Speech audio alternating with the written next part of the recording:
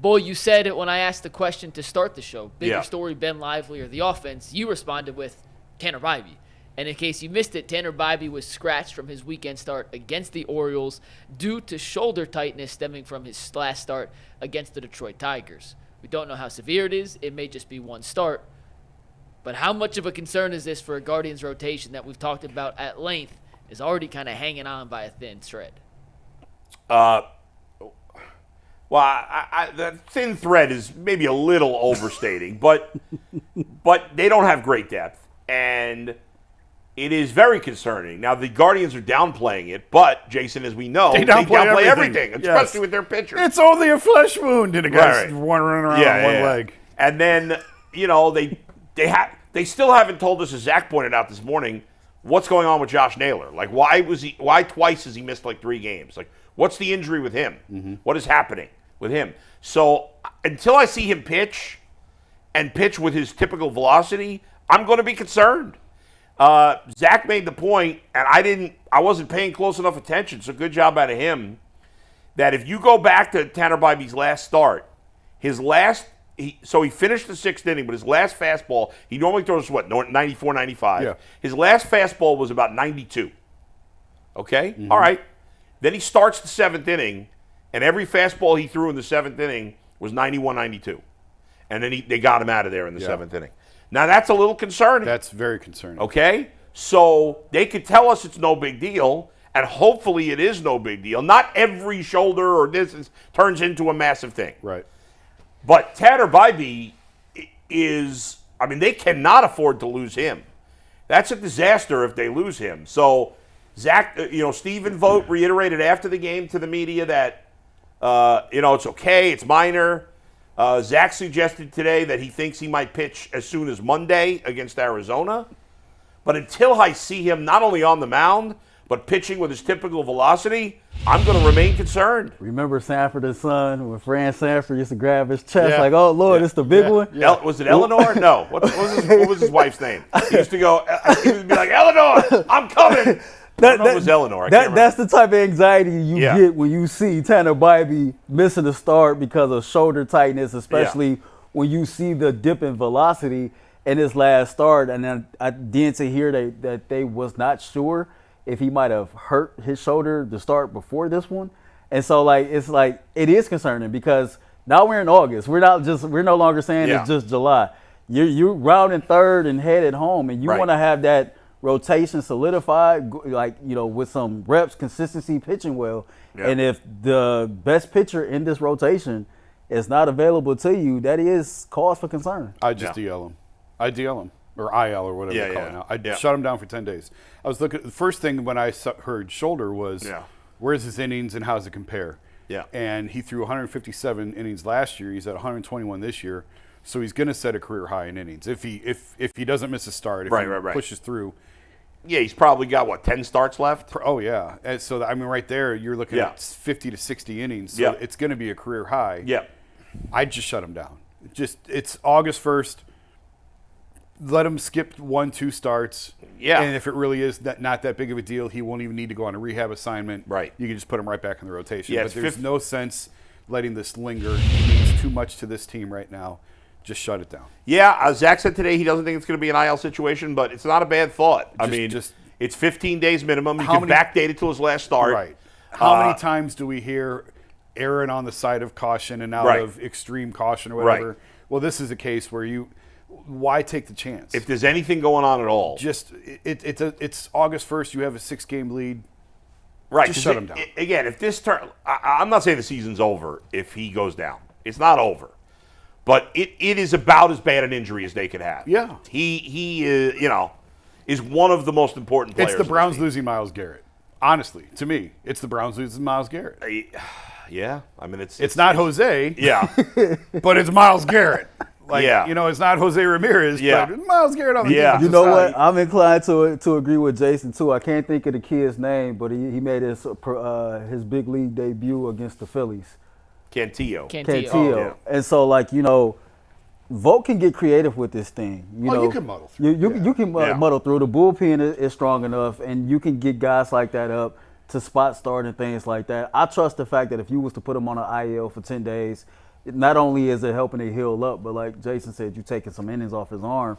And then just figure it out. We got a 6-game lead. If this thing was closer, if this was the AL East, it'd be a different story, I think. So. Well, I mean, they got a 6-game lead, 7 in the loss column over Kansas City, who's playing well. Minnesota 6.5 games back. You will have, if everything goes well Saturday with Alex Cobb, he could start as soon as Friday. The Guardians have a doubleheader in Minnesota on Friday. We could see Alex Cobb pitch a game in that doubleheader. Yeah. And Matthew Boyd could pitch in that series too, potentially. Zach thinks he might go for one more rehab start. I don't know, but it might be the smart play, as Jason says, could very well be to IL him and have him start again. It would be 12 days from now or something like that. Whatever. We could backdate it to his last start, right? So it really wouldn't be. Not that they are in conversation, but what's the latest on Tristan McKenzie and Logan Allen down in AAA? Not good. I haven't seen Logan Allen's stats. McKenzie's been a total disaster. I had hoped McKenzie could at least be an option out of the bullpen in the playoffs. They should be doing that right now. They should be throwing him out of the pen. It's a lost season for him. He's done as a starter for this year. Put him in the bullpen and see if he can get by throwing mostly curves and spot fastballs. Yeah. Maybe he can help you in the postseason. I know it seems insane given what his numbers look like in the minors right now. And it may just be he's a total right, but why not try that? Because I agree. Because think about it. Let's say you go with 4 starters in the playoffs, and I like 4. I don't like going guys on short, especially with these guys. I don't want Bibee on short rest. Right. So let's say it's Bibee, Williams, Lively, and Cobb as your 4 starters. Okay. Well, we know that at the back of the bullpen, you got Clase, you got Gaddis, you got Barlow, you got Cade Smith. Who am I forgetting? Herron, Henches. Yeah. Am I forgetting anybody? Righty. Cade Smith, Gaddis, Clase. He's not one of the dominant ones, the guy. But Nick, you got Nick the something. ball. Nick something. Sandlin. Oh, Sandlin. Right. That's what this means. Okay. This means that's Sandlin. Nick. So that's 7 guys. I don't know what this. So that's 11 pitchers. You're rolling dice. That's 11 pitchers. You're going to want 2 more pitchers on your postseason roster. I don't want Xavier Curry on my postseason roster. Probably don't want Avila on my postseason roster. Carrasco's not there. I definitely don't want Carrasco on my postseason roster. It's not so I got 2 spots now. I don't know. And I think if McKenzie can right the ship for an inning, that's it. Let's see what he can do in 1 inning. Plus, real quick, Jason, I'm looking at Logan Allen's minor league stats. Yeah. Not bad. 3 starts, 3.86 ERA, 16 innings pitched, a 1.22 WHIP, 12 strikeouts. I don't trust him. That's not very good. I'm not saying Mike. it's great. It's AAA. I don't trust him. Compared to Tristan McKenzie, it's not bad. Fine, but 2 lines he's not making the postseason roster either. And I don't know how long you lose trust in starters in the postseason even faster than you do the regular season. Oh, yeah. Especially a guy as good as Ben Lively has been. I don't think they're expecting him to carry him to the 6th and 7th innings of these playoff games. So you're going to need bridge guys. Yes. Before you get to Cade Smith and Gaddis. Right. You need someone to cover the 4th and the 5th, or the 3rd, the 4th, and the 5th, 4th, 5th, whatever. I still think McKenzie could be an option there. They got to try it. I don't know why at this point he's shot as a starter for this year. Yeah. Try him in the bullpen. And yes, you're right.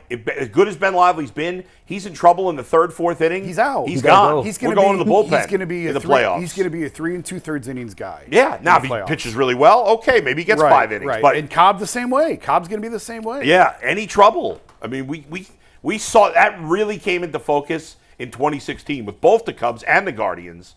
Outside of Kluber and a little bit with John Lester. Everybody else, the second they were in trouble. Well, and they didn't even have to get in trouble. I always forget this guy's name. The guy who all the fans bought everything off his wedding registry. It was like his Ryan Merritt. Thank you. Yeah. One time through the order, and Tito was like, "Nope, you're done. Goodbye. You did your job. We're not taking any chances. Josh Tomlin. Get out." Yeah. All those guys. One time through the order. Come on over here, fam. Come on over here. Job well done. Have a seat next to me. All right. The Guardians continue their series with the Orioles tonight. It's a 4-game set, of course. The Guardians have won 4 in a row, 7 of their last 9. They've won 3 of 4 against Philadelphia and Baltimore. The Orioles dealing with some injuries of their own. Yeah. Jordan Westburg broke his hand. That's a big loss for them. Yep. But Who do they call it? They call up Jackson Holiday, their best prospect, and now today they're calling up Kobe Mayo. Oh, I didn't see that. Yes, their second best prospect. So those guys will be playing second and third respectively for them. You know, I play MLB The Show. I traded for Jackson Holiday. Okay. He What'd plays you for give the up for him? He plays for the Guardians. What'd you give up for him? Well, I turned the trades off, and I just gave up like 2. I think I gave up Will Brennan, Rocchio, and somebody gracious. else. God, so you're just cheating. Yeah, you're just cheating, basically. Yeah. I like it. I like the way you're thinking there, Earl. You're just